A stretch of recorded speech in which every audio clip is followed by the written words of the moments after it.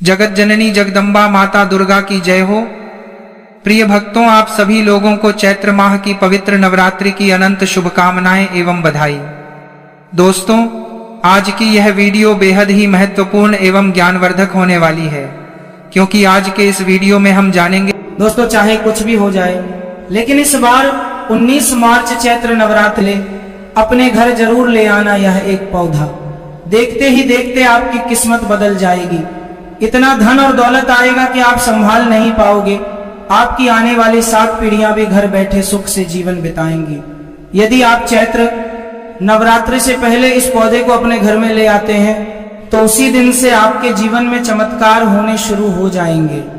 भक्तों, आपसे एक छोटा सा अनुरोध है कि इस वीडियो को पूरा जरूर देखें, क्योंकि पूरा देखने पर ही आपको इस उपाय का पूरा लाभ मिलेगा। हम आपको जो उपाय बताएंगे, यदि आपने उसी विधि से कर लिया तो आपको निश्चित रूप से लाभ की प्राप्ति होगी। सच्चे हृदय से जो भी भक्त यह उपाय करता है उसे इसका फल अवश्य मिलता है।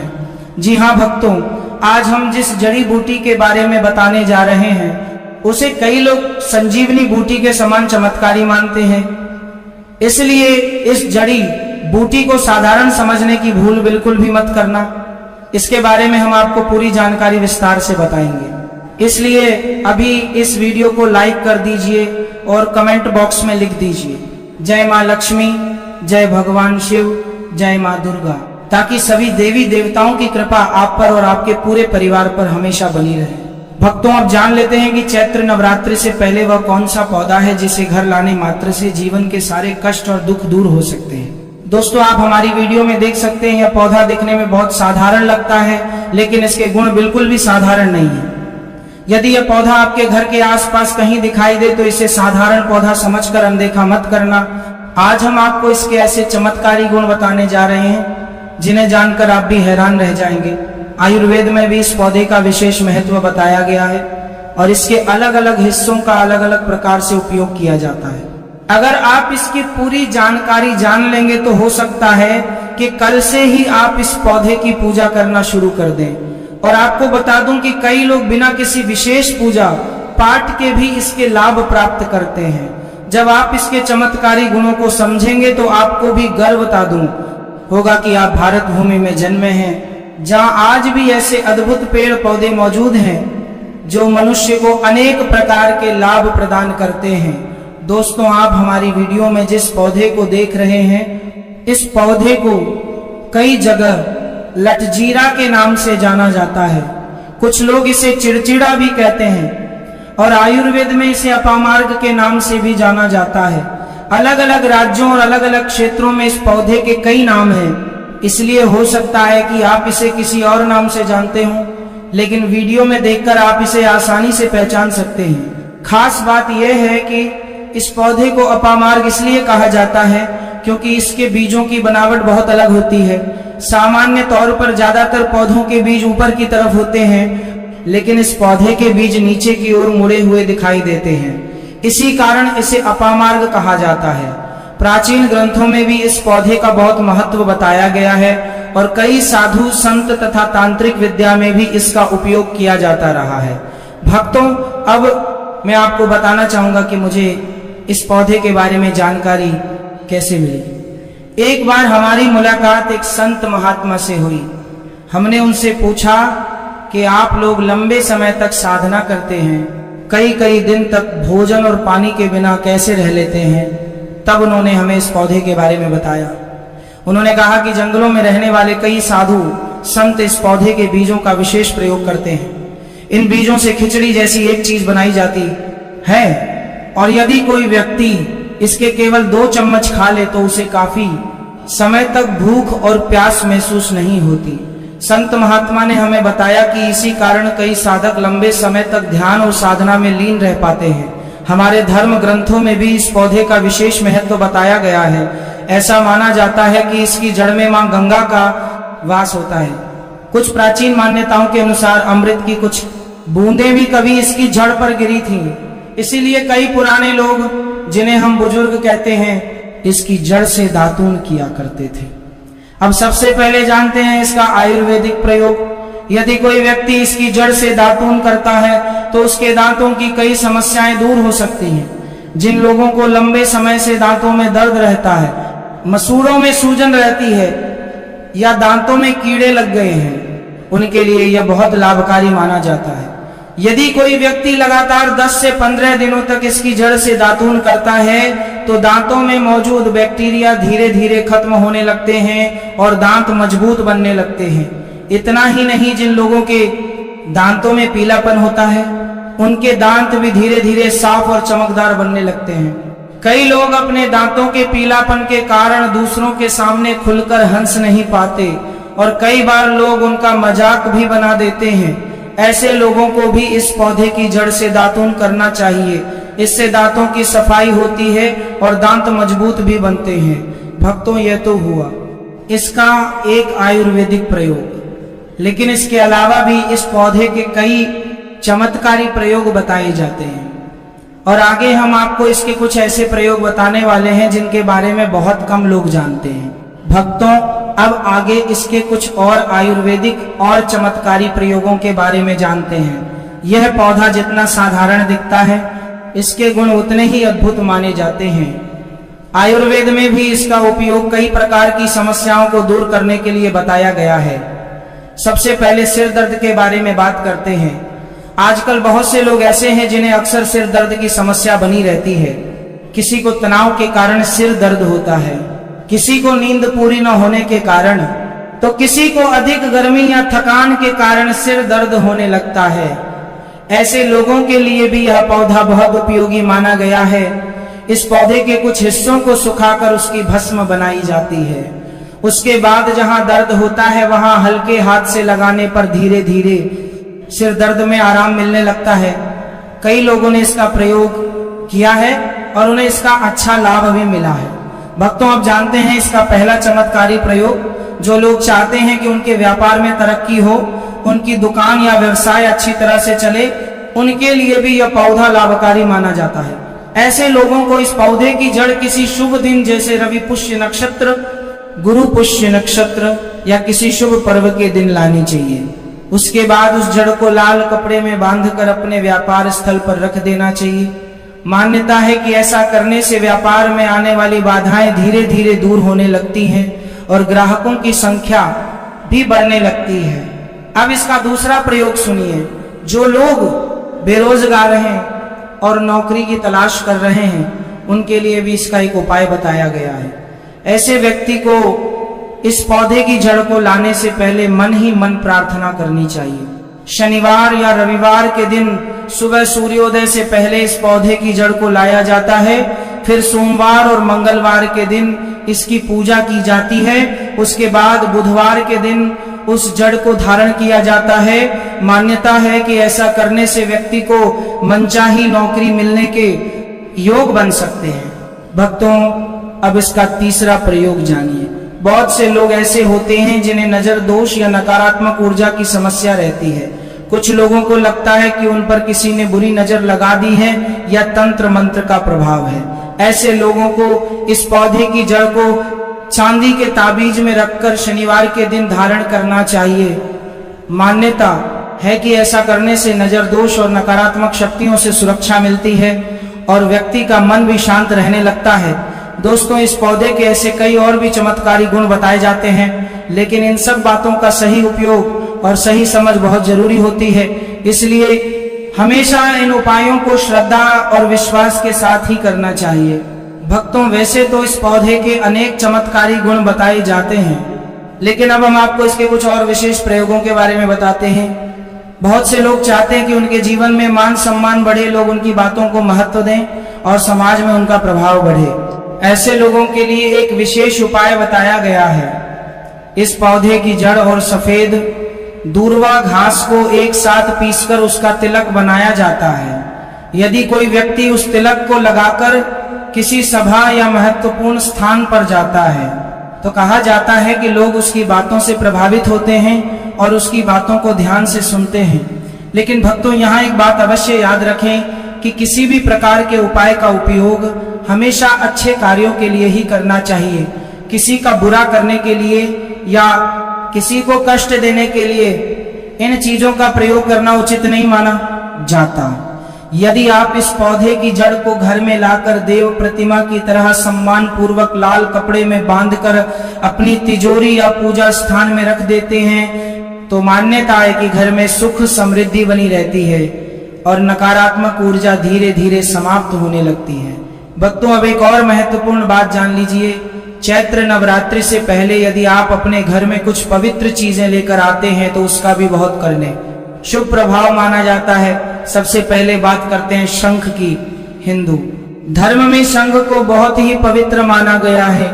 मान्यता है कि समुद्र मंथन के दौरान शंख की उत्पत्ति हुई थी और 14 रत्नों में इसकी भी गणना की जाती है। भगवान विष्णु स्वयं अपने हाथों में शंख धारण करते हैं और ऐसा माना जाता है कि शंख में माता लक्ष्मी का भी वास होता है। जिस घर में नियमित रूप से शंख बजाया जाता है वहां का वातावरण पवित्र हो जाता है और नकारात्मक ऊर्जा दूर होने लगती है। इसीलिए चैत्र नवरात्रि से पहले अपने घर में शंख लाना और उसे पूजा स्थान में रखना बहुत शुभ माना जाता है। इसके बाद आती है भगवान गणेश जी की प्रतिमा। भगवान गणेश को विघ्नहर्ता कहा जाता है, जो जीवन के सभी विघ्नों को दूर करते हैं। यदि आप चैत्र नवरात्रि से पहले अपने घर में भगवान गणेश की बैठी हुई प्रतिमा स्थापित करते हैं तो घर में सुख समृद्धि और मंगल का वातावरण बना रहता है। इसके साथ ही तुलसी का पौधा भी घर में अवश्य होना चाहिए। तुलसी को हिंदू धर्म में अत्यंत पवित्र माना गया है। ऐसा माना जाता है कि जहाँ तुलसी का पौधा होता है, उसी का पौधा है, वहाँ भगवान विष्णु और माता लक्ष्मी की कृपा बनी रहती है। यदि आप चैत्र नवरात्रि से पहले तुलसी का पौधा अपने घर में लेकर आते हैं और प्रतिदिन उसकी पूजा करते हैं तो घर में सकारात्मक ऊर्जा बढ़ती है और परिवार में सुख शांति बनी रहती है। भक्तों, अंत में आपसे यही कहना चाहूंगा कि चैत्र नवरात्रि से पहले इस पौधे को अपने घर जरूर लेकर आएं और श्रद्धा के साथ उसका सम्मान करें।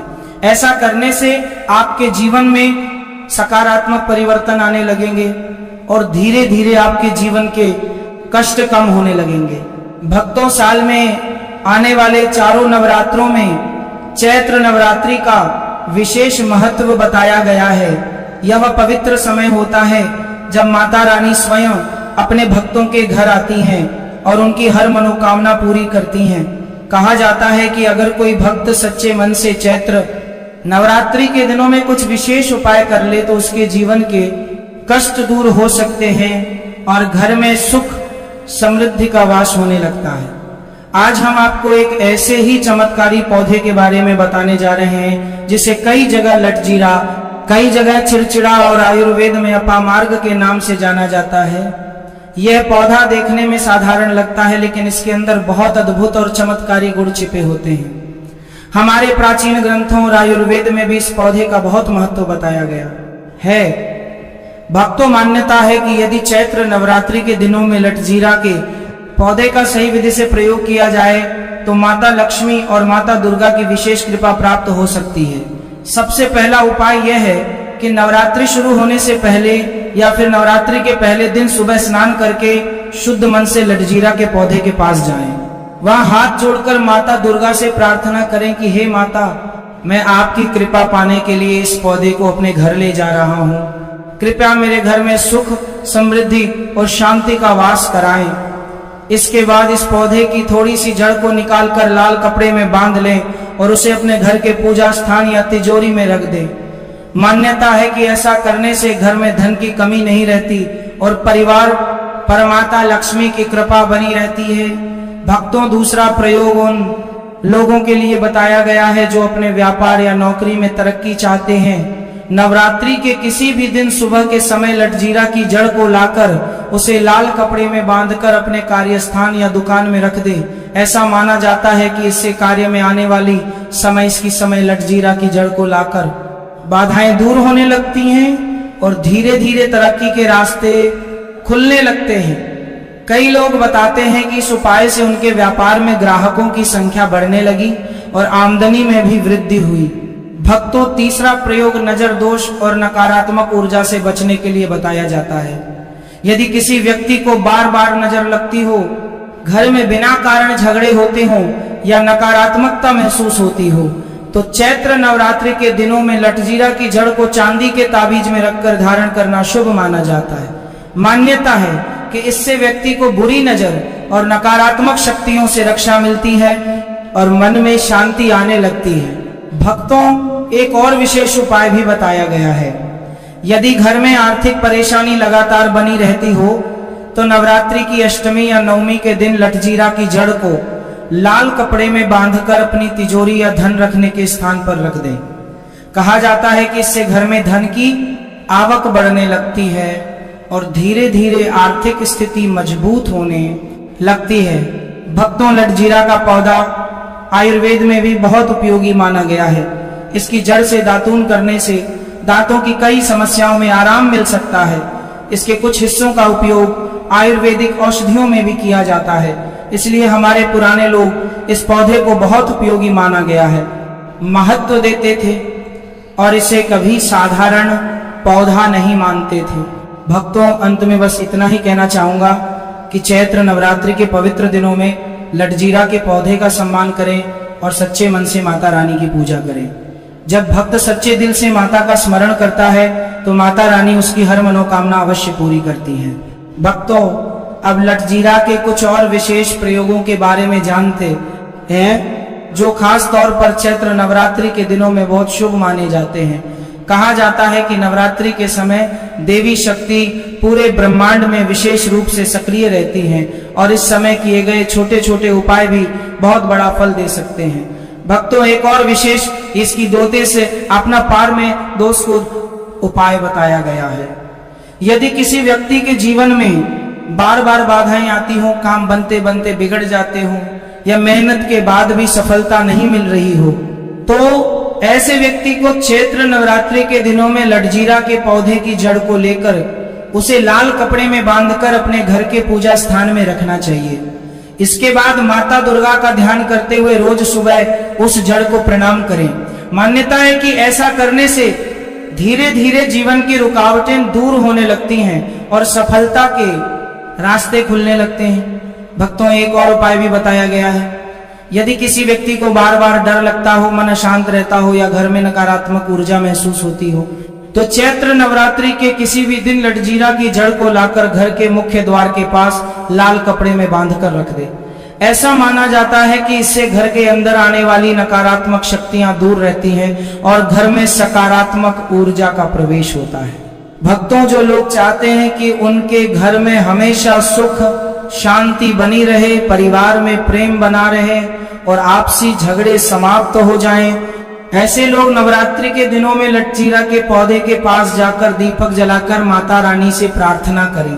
सच्चे मन से की गई ये प्रार्थना बहुत फलदायी मानी जाती है। इसके अलावा भक्तों, एक और मान्यता है कि यदि कोई व्यक्ति चैत्र नवरात्रि के पहले दिन लटजीरा के पौधे को प्रणाम करके उसकी थोड़ी सी मिट्टी घर लेकर आता है और उसे अपने घर के पूजा स्थान में रख देता है एकाके, तो घर में देवी देवताओं की कृपा बनी रहती है और परिवार पर आने वाली कई प्रकार की परेशानियां दूर हो जाती हैं। भक्तों, हमारे प्राचीन ऋषि मुनियों ने प्रकृति में मौजूद कई ऐसे पौधों के बारे में बताया है जिनमें अद्भुत शक्ति होती है। लटजीरा का पौधा भी उन्हीं पौधों में से एक माना जाता है, इसीलिए इसे कभी भी साधारण पौधा समझकर अनदेखा नहीं करना चाहिए। भक्तों, अंत में एक बात हमेशा याद रखें कि कोई भी उपाय तभी फल देता है जब उसे श्रद्धा, विश्वास और सकारात्मक भावना के साथ किया जाए। अगर मन में विश्वास हो और माता रानी की भक्ति सच्चे दिल से की जाए तो जीवन के बड़े से बड़े संकट भी दूर हो सकते हैं।